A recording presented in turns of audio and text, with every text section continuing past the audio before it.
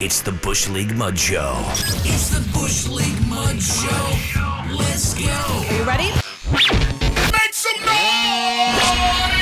Yo, what is going on? It is another edition of the Bush League Mud Show. Slade, PJ, giving you a raw review of October 18th, 2021. Now, PJ, he had to go back and watch some highlights because he was doing more productive shit. He was living his best life. He was watching Monday Night Football, and he had some other things that he... I had Derrick Henry. I was down 30 points going into the night. I had A.J. Brown, Derrick Henry, and also the tight end for the Bills. Now, he got hurt, but we rallied. Big game Henry. I was a little happy about that. Raw kept my attention for a little bit, but again, like you said, living my best life, I had to flip back and forth. Yes, I watched it so he didn't have to. Yes. And shout outs to Stephon Diggs for also sewing up my fantasy week, too. All right, so Raw, it went down in Sacramento, California. This is the the final go home all together for Crown Jewel, because that's going to be on Thursday. SmackDown's, I guess, go home for Crown Jewel would have been last Friday. Yep, it was. Yeah, so they're hanging out on the West Coast here during this tour here the last couple weeks they've been out there. Yeah, so I was a little surprised you didn't see a huge influx of SmackDown superstars on this show, surprisingly, being that we were getting ready to go into Crown Jewel. But, it wasn't really going to make this show any different. The same effort, just like many other weeks with WWE. It came out this past night on Raw. They kind of gave you the same show.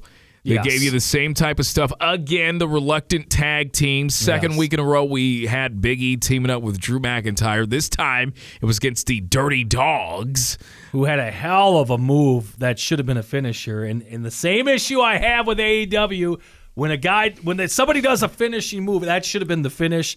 That freaking move that Roode flipped Dolph up in the air and did the famous sir. Yes. That should have been the finish. That should have been the finish. I don't care if it was on McIntyre. That move was awesome. And 2 count. It's just like, come on. Now, one thing that we didn't know about this Raw show is that they were going to get their ass pounded. Regardless what kind of effort they put into this show, they were going to get their ass pounded because you had Monday Night Football with 2 competent teams, 2 teams that were expected to be contenders in the AFC, Buffalo and Tennessee. And then even though it was on FS1, you had another Major League Baseball playoff game. Yeah, so that was going to garner big-time ratings, unlike SmackDown on FS1. So you take out the Boston market, then you take out like northwestern New York with Buffalo in there. You take out Nashville, they're watching Monday Night Football. Take out Houston, number 4 market.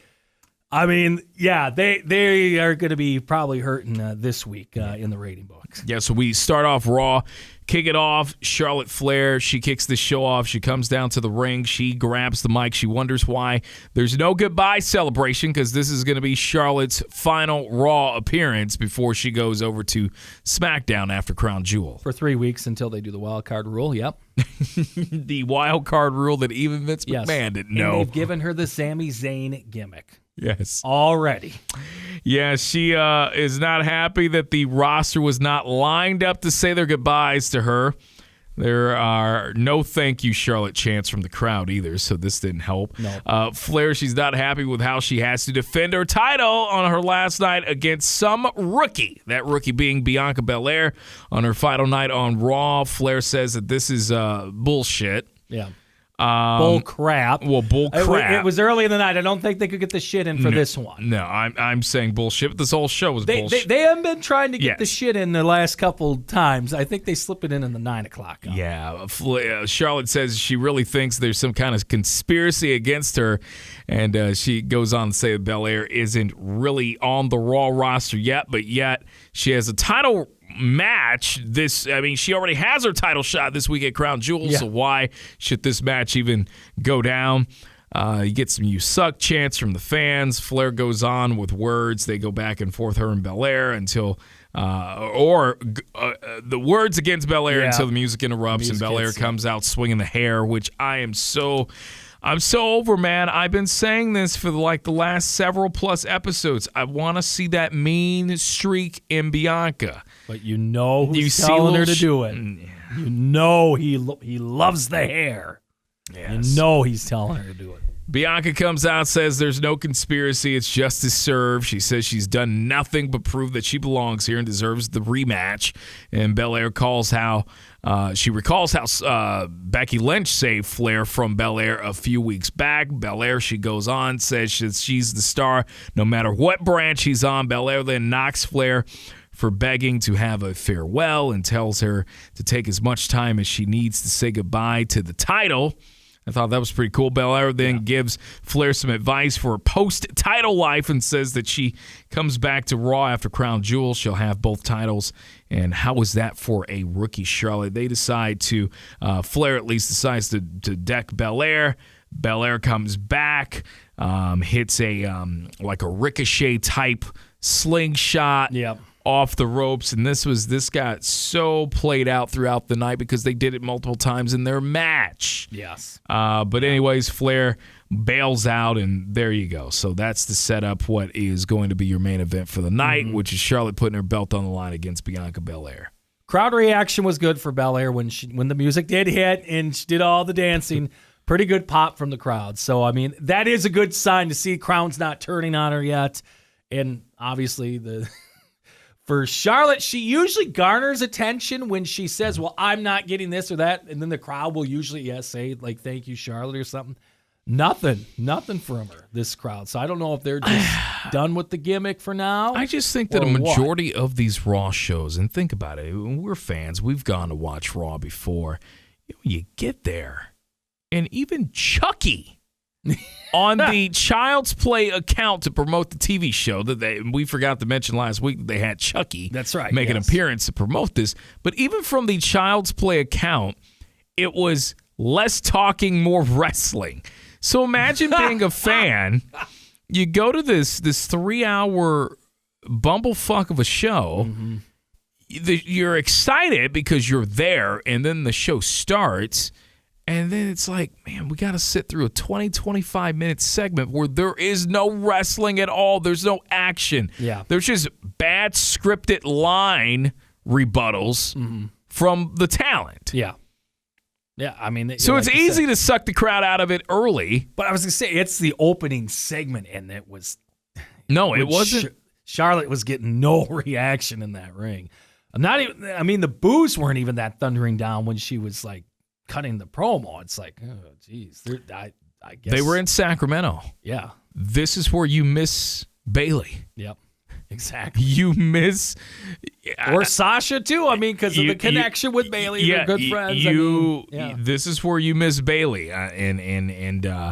But after that, we get a video to hype the King of the Ring semifinals match. New Day, they're backstage with Kevin Patrick, Xavier Woods. He talks about following in the footsteps of some of the past King of the Ring winners and calls it his destiny. After all, he's been the one that's been campaigning the most for this King of the Ring over the last several years. Kofi Kingston says that that we all know how important that this is to Woods.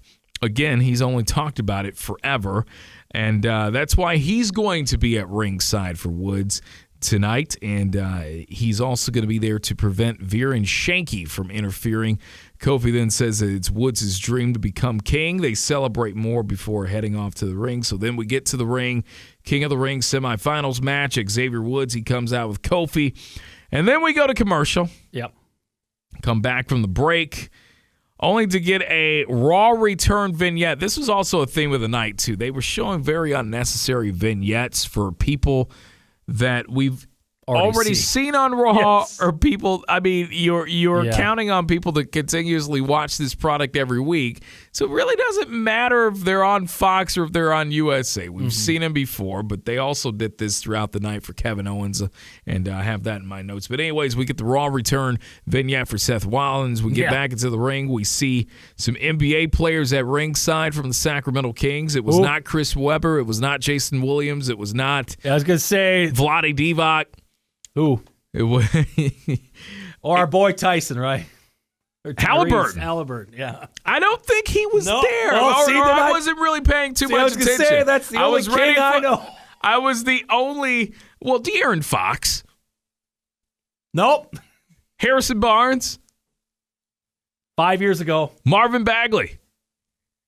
4 years ago. Moving on. Jinder Again, Mahal, you're in he's in the Sacramento, ring man. waiting with Veer and Shanky. Bell rings. Jinder beats down Woods first. Veer and Shanky, they're looking on from the ringside. We fast forward this. Woods, after Jinder gets the upper hand early, Woods gets some offense in, gets a drop kick to the back, some chops in the corner. Then Mahal gets his stuff in. We move on, and this match ended up being better than what I thought. It wasn't a terrible match. They got definitely plenty of time. They did a commercial break. They came back. Jinder was in control. Fans are trying to rally for Woods. He rolls up to the apron. Woods is able to rock him with a big right hand. They go back and forth. Jinder then goes for the Colossus.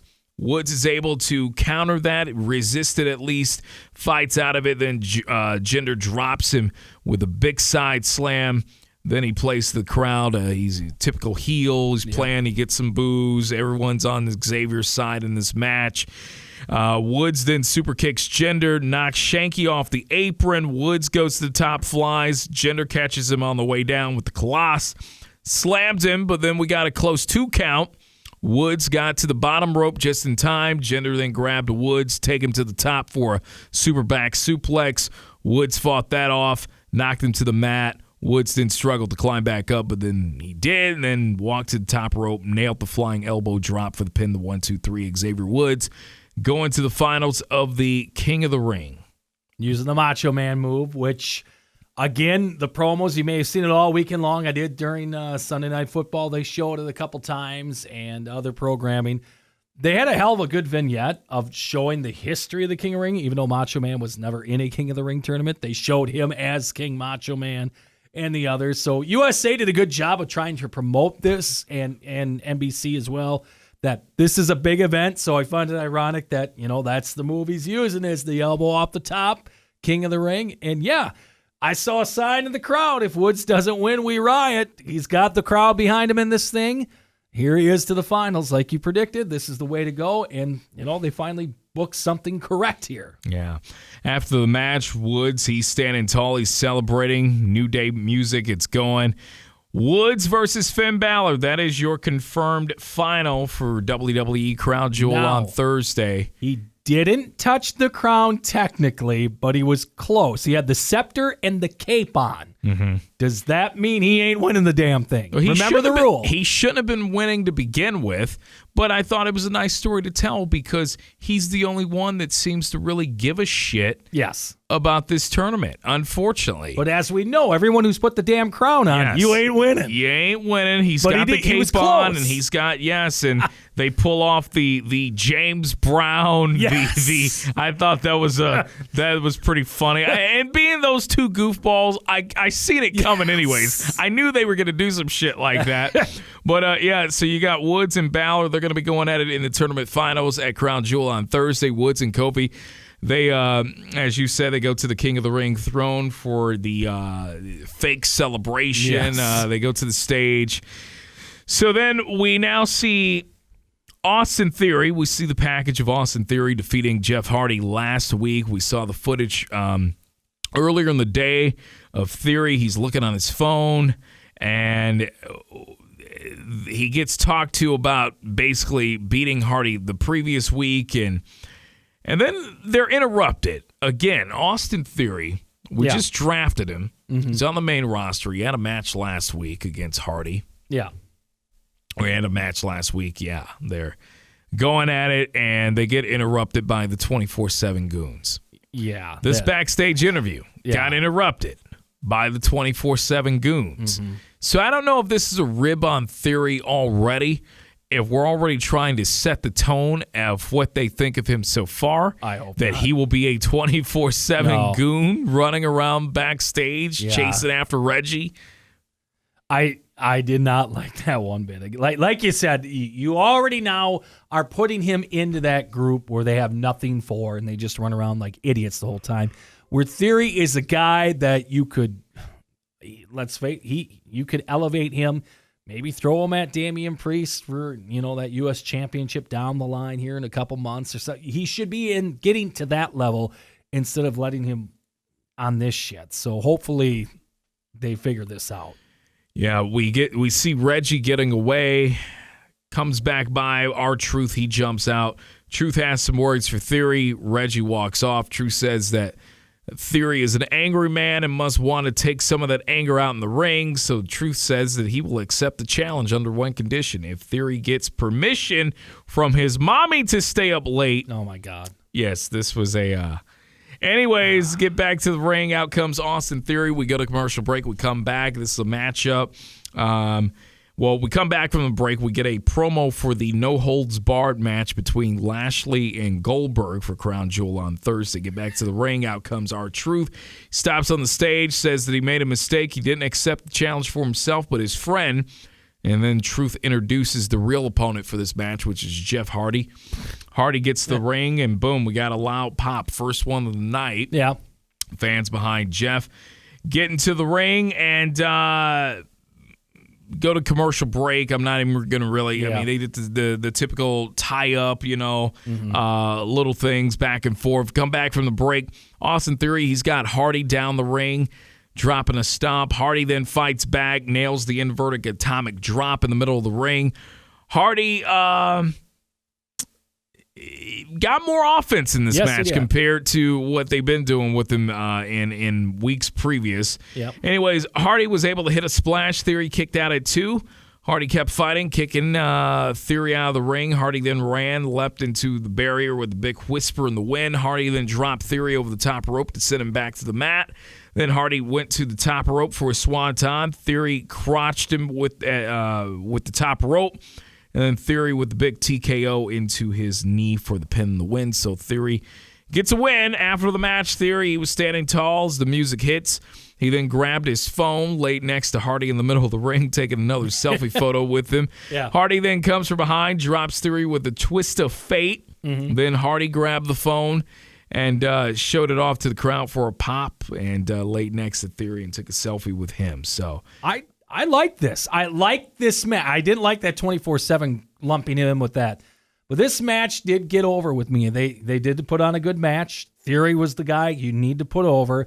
But you got to make Jeff look strong as he's going over to SmackDown because we said, heck, who knows? He could be a next opponent for Reigns. If you're trying to build him up, you got to make him have a little edge, make him look stronger.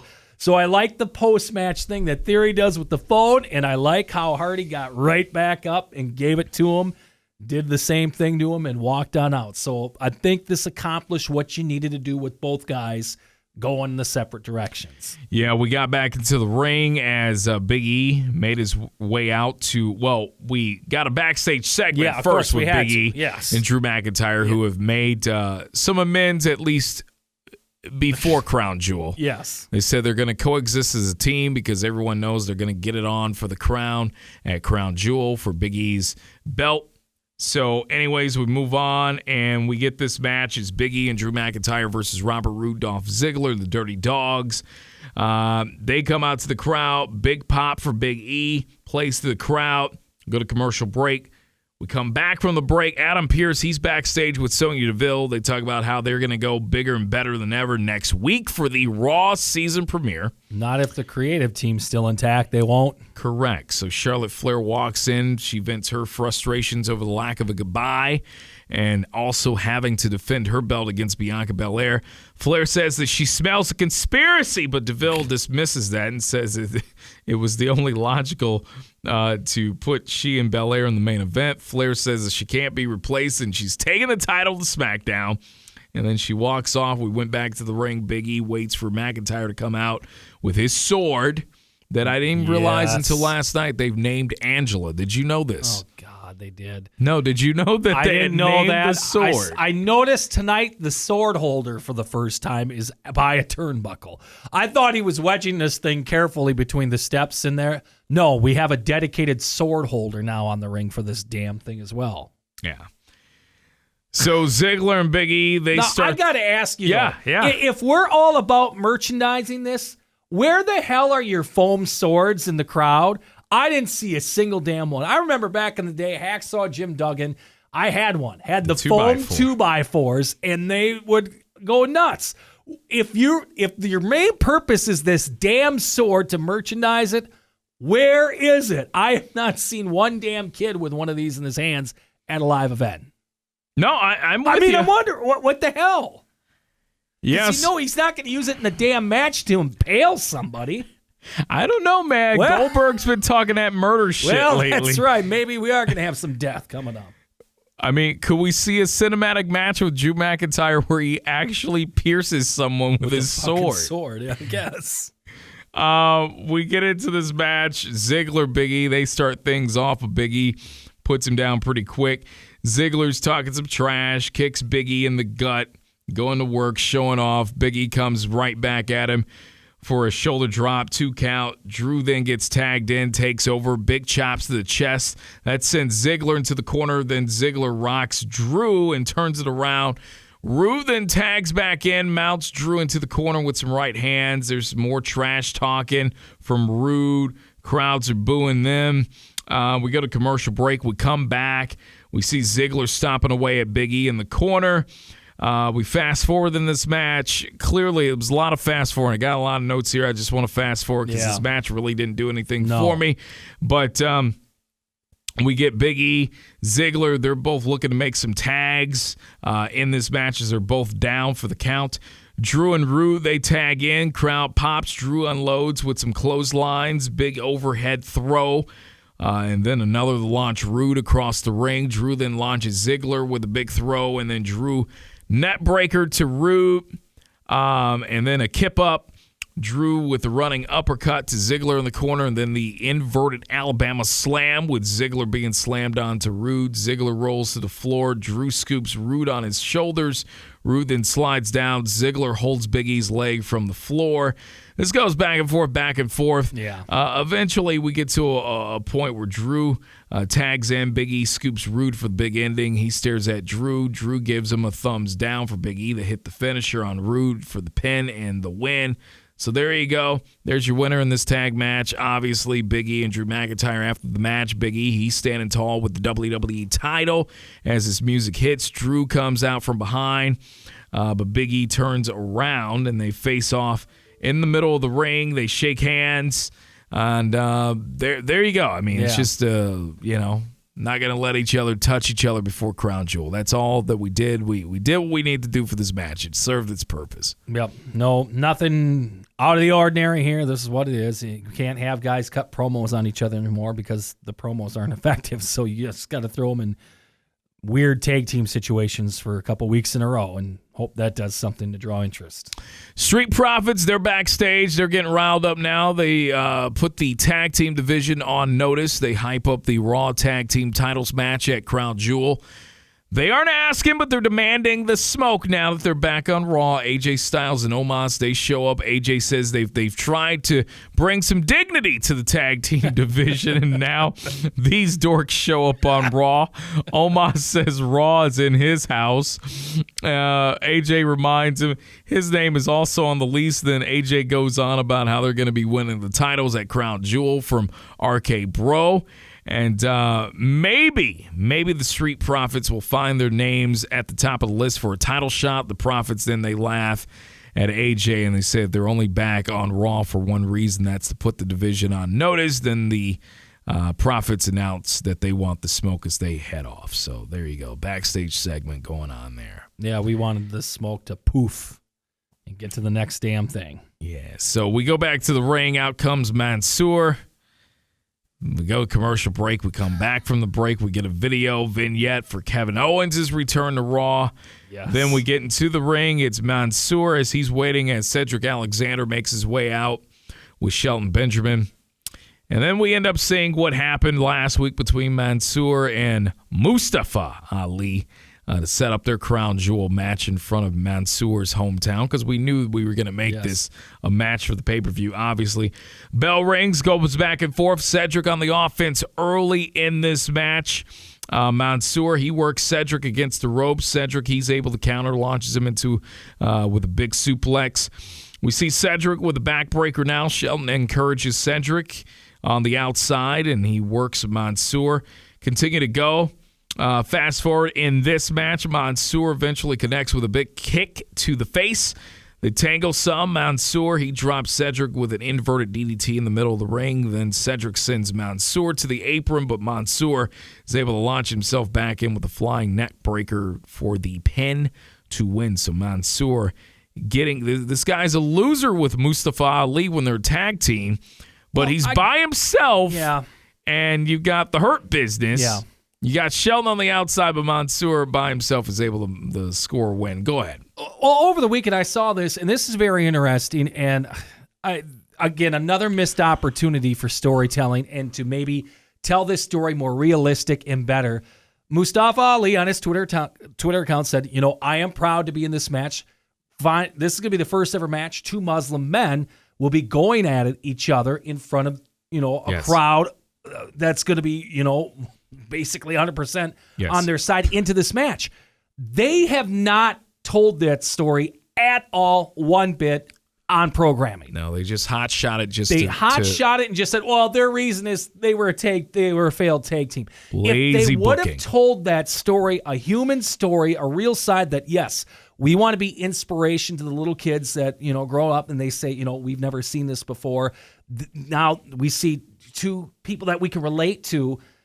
That is an inspirational story. I don't know why the hell they have not gone that way. Maybe it's too Americanized. I don't know. But if you're going over there for the pay-per-view, that should have been a story you should have been telling this whole damn time. This is something they don't give a shit for 2 guys that they don't give a shit for in long-term plans, unfortunately. Yeah. That's just and that is what it is. But it's so sad to see the downfall of Mustafa Ali over the last couple of years. It is. But again, this from what he pointed out, this is a historic match. This will be. And for a new crowd to see that as they bridge, they want to be the worldwide organization.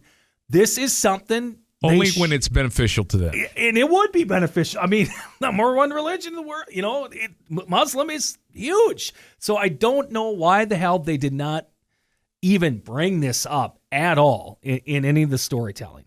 Yeah, we got Mansoor. He's standing tall. It's his music's hitting. Eventually, we get Mustafa Ali, who comes out into a suit. He's on the stage, and he's got the mic, and he's talking some trash to Mansoor. Mansoor, it really chapped his ass. He got really fired up, cut a promo, called Ali piece of trash, saying that he will be smiling when he beats Ali senseless at Crown Jewel, proving to the entire world that Ali is just a pathetic, cowardly excuse for a man. And then we get a promo. Mansoor, he goes from speaking English to cutting the promo in Arabic. Yeah. And they made Ali look pretty shocked as he looked on from the stage. So moving on from that, we get the sit-down interview. Goldberg, Bobby Lashley. Before that, though, we get a commercial break. We come back from the break. The announcers, they're joined. We get Lashley and Goldberg. They have split screen. They're kept in separate locations for everyone's safety. We got warrants out on these guys. You got Goldberg. We got death going on, so we've got to make sure. Yeah, they've got some words. Goldberg says he's going to beat Lashley within an inch of his life at Crown Jewel. So he's downgraded it a little bit. Yeah, they didn't get Bret Hart's commentary on this, did they? Because Bret could have said, yeah, he will actually probably do it. Watch out for that goddamn boot of his. I forgot to get Bret on that, but Bret probably could have confirmed that. Lashley says he's well within his rights to call the authorities for Goldberg threatening his life, but that's not how the Almighty operates. And I don't think they're coming over from Saudi Arabia. Well, let me just say, I think Edge has set the standard in terms of WWE superstars and dealing with law enforcement. You don't deal with Sonya Deville, she went about it the right way. Yes. Edge said, fuck this, I'm calling FTR. Call somebody from the other organization that will help you out. They go on. Lashley brings up Goldberg's son. Goldberg warns him. Yeah, dude. Goldberg warns him, says the more he talks about his family, the worse the beating is going to be. Goldberg says in 72 hours, Lashley's ass is his, and there's nothing he can do about it. They go back and forth. Lashley then says Goldberg can't kill him. No, he can't. He will have him begging for forgiveness. Where did we get... Now, I think they're ribbing themselves now. I think they understand how ridiculous They even had Goldberg say that to begin with, and now they got to roll with it. But I'm surprised they've rolled with it to this depth. They have nowhere else to go with the story. That's the problem. They put themselves in this corner. They have to develop this storyline with Goldberg's kid, and now we're killing guys. So we will find out who is going to prison or not. Yes. Well, they won't be going to prison here, though. That's a problem. So you guys better study up on that Arabic law. Yeah, Lashley walks off. He says there's nothing to stop him from ending Goldberg's career. International incident that's going to be going on. Great. We see Omos defeating Riddle from last week. Yes. We get a segment backstage, Riddle and Orton, more of the... I actually thought this was a funny one because it was Orton cutting a promo alluding to Riddle's recreational habits outside of the ring. Yes. He asked Riddle if he wanted to smoke, and Riddle said yes. And Orton said, well, let's go get some smoke. And they both walk off. I actually thought that this was actually sense. pretty, yeah. So then we get our tag team match. It is RK Bro versus the Street Profits. Get into the ring. Champs come out.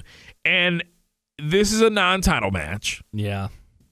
Riddle, he rides to the ring in his scooter. Orton poses, and they, do the whole thing. We go to commercial break. We come back from the break, and we get another video vignette package, this time for Keith Bearcat Lee. Oh, God. Who's coming to Raw next week, even though he was already been on the Raw for the last year and a half. We just haven't put him on TV. Bearcat. Did we find the bear head suit from the AEW guys he could use at least? Oh, for Bear Country? Yes, I mean, we may as well. We go to the ring, Street Profits, they come out. Orton and Riddle stare him down.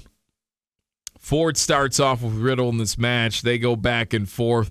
We fast forward to a point in this match because they went to commercial break because, of course, they did. We come back from the break. Orton, he's going at it with Montez Ford. That's actually a singles match that I'd be looking forward to down the future whenever they decide to split Ford and Dawkins up. I think it's Dawkins saving grace. They keep them together because I don't see anything they would do with Dawkins after. Yeah.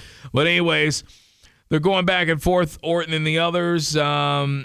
There's Riddle hitting some moves. Orton and the others, they're pretty impressed. They cheer Riddle on. Riddle, he grounds Ford with a headlock in the middle of the ring now. Fast forward, Ford and Orton, they tag into a big pop after Riddle and Dawkins. They were going at it for a while. Orton unloaded. He caught Ford with a big power slam in the middle of the ring, and then Orton proceeded to grab Ford for the second rope, draping DDT that he is signature of his. He hits that. Orton gets fired up with the crowd, drops down, pounds on the mat, gets ready for the RKO, and that's when some music interrupted. Out comes Omos, just Omos only. Orton sees this, turns around to AJ Styles, springboarding him with the phenomenal forearm. Referee calls the match, so there you go. DQ RK Bro over the Street Profits after the bell. Riddle meets Omos at the ringside. Omos rocks him with a choke slam on the edge of the apron. A lot of these slams on the apron lately every week. It's dangerous.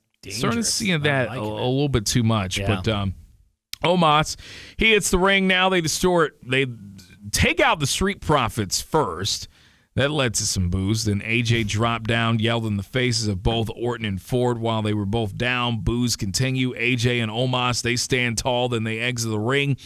AJ then stops as he sees Orton slowly getting back to his feet.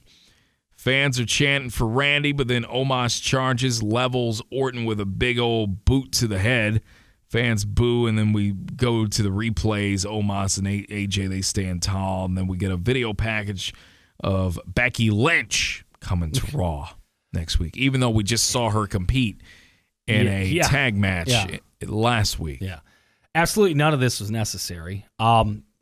They could have – we talked about this last week. Remember when we used to just have squash matches and just the unknown talents of the roster that they would just squash? If you wanted to put RK Bro in action, why the hell, and I get on AEW about this, why would you have faces versus face in front of this crowd? They didn't know who the hell to cheer for in this match. And I know you had it planned for the interruption to come, but that was so goddamn predictable too. So again, now you ruined this matchup for the future of RK Bro and Street Profits. And again, you could have had just enhancement talents in there. RK Bro wins in 3 minutes, happy. Then you could have had the stare down at the end of the match. You didn't need all this other horse shit. Yeah. Queen's Crown Tournament semifinals match. This was the final semifinals match for that tournament. Shayna Baszler, she comes out first. We get the commercial. We come back from commercial, and then we see this video package of Chief Brand Officer Stephanie McMahon sending a custom replica to the world champion of the WNBA. I had a little something as a Chicago sports fan over the weekend to cheer about the Chicago Sky. Candace Parker coming home, winning a title. All right. There you go. So Stephanie sends a custom replica to the Chicago Sky for their WNBA championship win. Take that, White Sox. There you go. We get back to the ring. Out comes Doudrop for the semifinals match. Winner's going to be facing Zelina Vega in the tournament finals at Crown Jewel. Now, this was a match that I was thinking based on SmackDown last week with Sonya Deville having Shayna Baszler take on Naomi in a handicap match. I assumed that Naomi would cause some interference in this match. We didn't see Naomi at all. No. We did see Zelina Vega. She came out to watch the match. She stopped on the stage, put on the crown and the throne, so we know now she ain't winning. So bell rings. Baszler, her and Doudrop, they lock up to start it off. They tangle. They go back and forth. Fast forward, Vega, she's watching the match from the throne on the stage. Doudrop, she blocks some kicks and slams from Baszler. And then we get Baszler applying a clutch on the mat this time. The Doudrop, they're going. It looks like Doudrop's going to pass out. She starts to fade on the mat. The referee checks on her. Baszler kept the Kirifuda clutch locked in for a couple of minutes, actually. And then somehow Doudrop, she was able to... She was still in it. She rolled back on the Baszler, turned the Kirifuda clutch into a pin for the win and a shot in the finals. So there you go. There's your finals, man. Doudrop will be winning this tournament. Yeah, and again, the booking of it made no damn sense. If you're making Baszler out to be this badass and she's rolling through the tournament, she's the queen of spades. There's no interference in this match. It made no sense. This was a clean win for Doudrop. Absolutely no sense at all.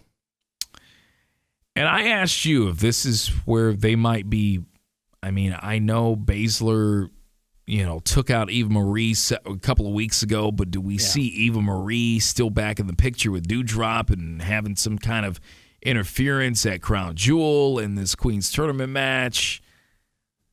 I guess that would be the only way. I know you don't give a shit. I don't give a shit, but I think that's the only way Vega might win is there's some fucking around on the outside, obviously. We get a backstage segment, Nikki Ash and Rhea Ripley.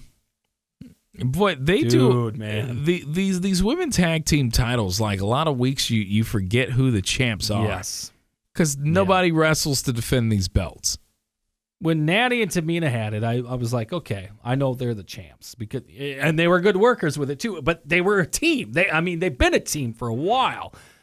Now when we throw these teams together like this is just, and again, Rhea Ripley is just drowning in obscurity right now. And here's the thing, just this past weekend, Ripley's been working with the main eventers. Yes. They were down in El Paso for a super show. She had to borrow Damian Priest's pants because something happened where she didn't have her lost luggage. her gear and she lost her belt. Yes. Yeah, the El Paso show, though, she was working with the main event gals. Yes. Majority who are working Crown Jewel. So she's still in that picture. You would just never know that if you were watching Raw every week. If you watch the TV show, you would never think that she is part of the bigger end to all of this, but right now she's not on TV. Yeah, this backstage segment was basically just Nikki Ash and Rhea Ripley approaching Bianca Belair. They gave her a red hat for the Raw, welcoming her.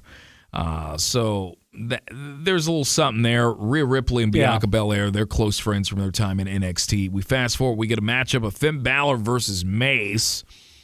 And Finn comes out. He stops to check on the King of the Ring gear on the stage. Balor, she then heads to the ring. And then we go to commercial break. We come back from the break, and we see Xavier Woods now on the stage. He's posing with the King of the Ring throne, the crown, the scepter, all that. Balor looks on from the ring. Mace, T-Bar's not with him, as T-Bar was just recently sent to SmackDown the draft. They lock up. They go at it. Mace with a big knee to the gut. Takedown for a quick 2 count. Woods watches from the stage as Mace grounds Balor. Mace then launches Balor into the corner. He gets hit with a kick, though. Balor fights. Mace still clubs him to the mat. Mace gets some body shots in the corner. Then a running back elbow to knock Balor down. They run the ropes. Mace slams Balor again. Mace then grounds Balor with one arm. Fans are rallying for Balor. Gets up, fights up, gets out of that. Balor then with a double stomp to the chest. Mace, he quickly gets back up. There was some spots throughout the night, no matter the match, where it was just like the selling was kind of terrible, I thought. Yeah. We were seeing big moves get hit. We saw a big spine buster in that Bel-Air Charlotte match. And Charlotte was quick to get up and roll out of the ring. I didn't understand it. Anyways, Balor countered a move, dropped Mace. They go back and forth. Balor then dropped Mace again.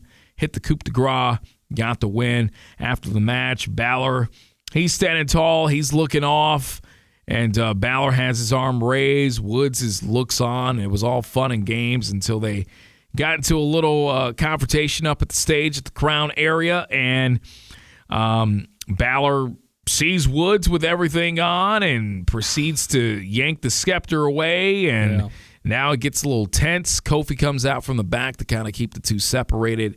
And there you go. And I said, hey, Woods is not going to be winning this. But we do have to kind of do something with Balor after he's been losing with the demon gimmick. And when he's just Finn Balor and there's really no sizzle anymore, at least for the time being. Is this, we're bringing the Prince gimmick now. I think you have to. And you tell the story. The Prince now gets elevated to a king. The king of the ring. It's got to be something like that. I remember back in the old days, too, when they would not bring the crown out until the actual finals match. I miss that now because with everyone fucking around with it and putting it on, it makes a mockery out of it. It's like, well, who gives a shit who wins? We said that going into it, but now you see everybody putting the shit on and sitting in the chair and all that before these qualifying matches. It makes me even less want to watch the finals now. We get another backstage segment of John Morrison meditating, this time's with the Viking Raiders. Probably wishing his wife was called up, but she wasn't. No. Then we get our main event. We get our Raw Women's title match, Bianca Belair versus Charlotte Flair. And we go to commercial break. We come back. They're going at it. And this match, I was only excited to see this match for the simple fact these two still unfamiliar when it comes to working one another. First time they had some interactions in the ring, I thought it was a little sloppy. I thought Charlotte was definitely ahead of Bel-Air. You can tell the experience factor. This one, Bianca did an even better job of trying to keep up and hang with Charlotte. I thought she did for the most part. We got some former ring introductions from Mike Rome in this match. The referee raises the strap in the air. Here we go. Bell rings. They go at it. Some taunting going on. They lock up. Flair takes Bel-Air down. They tangle around. Flair rocks Bel-Air with a back elbow. They go back and forth. Fast forward this match. Bel-Air gets the upper hand. She drops Flair on the apron. Flair countered, pulled Bel-Air to the floor, launches her over the announce table. Flair then returns to the ring, shows off as we go to commercial break. We come back. Bel-Air, they're going back and forth, and this is actually, this is a match that even the fans you heard a few times say this is awesome. Yeah. So the fans were actually really in this match. And I'm curious the criticism from certain wrestling publications because it's like the same match in AEW will without a doubt get rave reviews. But unfortunately, it's a guilty by association with these two gals. I'm just curious what the reviews will be. I thought they put on a pretty good match, although I just got tired of seeing Charlotte Flair doing moonsaults. She's not very good at them to begin with, and this was a theme of the match. The constant moonsaults, and I'm thinking to myself, someone's going to get hurt. And she landed more of them on her feet. Her and Bianca, they had a few slip-ups here and there, but for the most part, I thought this was a pretty solid match. We get towards the end of this, and because this was a really long match, but we get towards the end. Bel-Air, she's going to the top. Flair, she jumped up, kicked her legs out. Flair climbs for a superplex. Bel-Air, she fought out of that. They trade some shots on the top, and Bel-Air was able to knock Flair to the mat, but then Flair ran right back up. Bel-Air, she went for the sunset bomb. She hits it, but then Flair kicks out right before the count, and then the fans and Bel-Air, they can't believe it. Bel-Air, she tries to bring Flair back in from through the ropes. Flair, she jabs her with a steel chair, and there you go. Referee calls the match, so you get a DQ win for Bianca Belair. After the bell, Flair retained the title, but, of course, Belair won. She kicked the chair, and the Flair, who was going to use it to attack her some more, grabbed it, hit Flair with it, sent her back out of the ring. Belair, she stands tall in the middle of the ring, raises the chair in the air to a big old pop. Flair, she's dazed at ringside, and then there you go. That's the end of your Raw for October 18th, 2021. And the booking now makes absolutely zero sense with Flair now taking the Raw Championship to SmackDown. We know the SmackDown Championship's up for grabs at Crown Jewel, but if Becky were to win that and take it to Raw, is that your Survivor Series match then, and you merge the titles? Is that what we're doing here? Because I legit thought they might drop it to Bianca tonight. I thought they legit might go that way, because that way you're keeping it on Raw, and then you can put a little more hype into this match coming up Thursday, where, the Raw Women's Champion, she wants to win the SmackDown as well, and now they've done belt swaps in the past. They've done them before, but this now makes no goddamn sense. Because we know that the Bel-Air Becky, that ain't over. They brought them both. You couldn't have one without the other. But you're not going to have a Raw Championship. So what the hell do we do? Because the only logical thing now is they drop it to Sasha, and she takes that over to Smack. I don't know. So I'm guessing your Survivor Series matchup is going to be whoever the hell has. Well, we know Sasha ain't winning that match. No, I mean, that's the thing. Yeah, Sasha's already on SmackDown. They've booked this thing so damn freaking weird. So obviously your fucking Survivor Series match is going to be whoever the hell owns the belt that's not supposed to own the belt on their TV show. It's going to go at it. So good luck to them. There you go. Yeah. Raw review, October 18th of 2021. Slade, PJ. We are the Bush League Mud Show. Like and subscribe wherever you listen to your favorite podcasts. Hit us up on social media as well so we can chat there at Bush League MS Pod. We'll talk to you later on this week.